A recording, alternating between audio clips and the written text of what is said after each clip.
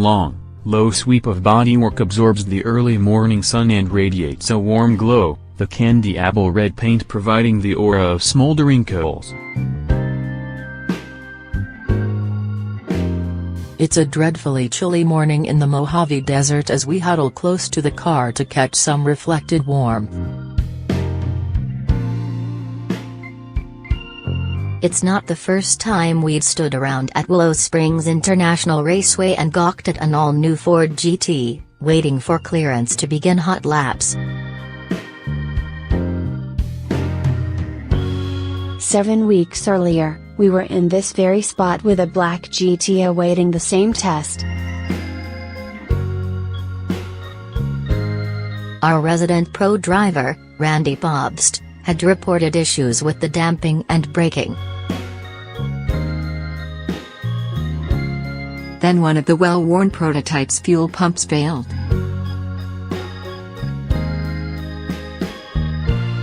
The other fuel pump kept it running well enough to finish the photos you're looking at. All supercars are special, but in an increasingly crowded room, the Ford GT still stands out. Pick your reason.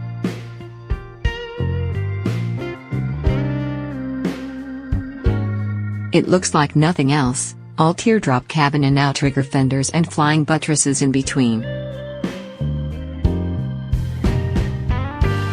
It's powered by a twin-turbo V6 with a mysterious anti-lag system and an intake system that incorporates both those fenders and their buttresses. Its suspension makes use of both coil springs and torsion bars and drops the ride height 2.0 inches and slightly longer than the blink of an eye.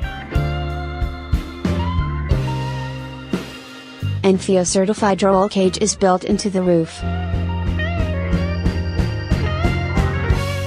The pedals and steering wheel come to you, not the other way around. That steering wheel feels for all the world like it came out of a real, honest-to-goodness race car.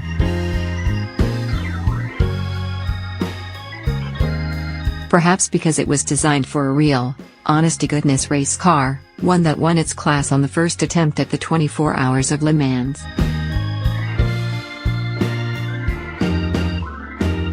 The expectations of this car, stoked by a protracted rollout and delivery process carefully curated to maximize hype, are by now many times its 3,354-pound curb weight. Lines have been drawn for some time now in enthusiast circles, each with its own lofty metric for the GT to live up to. Nearly 2 years since its unveiling and a year and a half since Le Mans, it's finally time. A day before it showed signs of illness at the racetrack, our first GT told a very different story. Testmeister Chris Walton found the launch control easy to use with light wheel slip on the way to a 3.0-second dash to 60 miles per hour.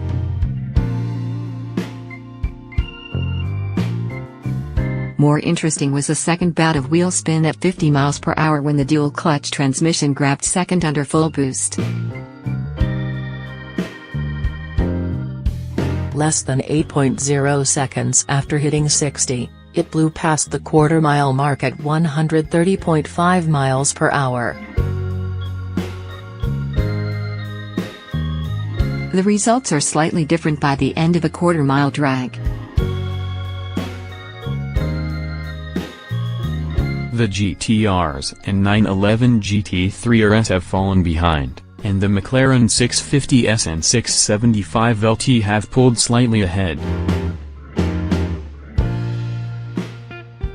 Otherwise, the finishing order is the same as it was at 60 miles per hour. For all its straight-line punch, the GT is no Dodge Challenger SRT demon. The Ford is built for corners.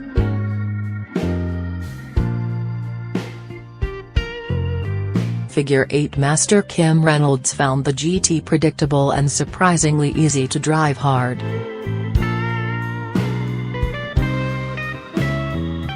It basically understeers at the limit, he noted, so it's best just to manage it and then pour in power to rotate it out of the corner. It will try to spin if you don't keep a step ahead of it. Frankly, it felt like I had a better time than a 22.7, but so it goes.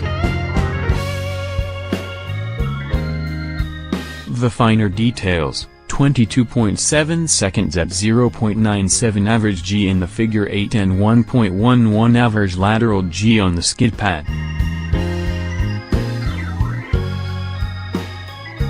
How elite is that?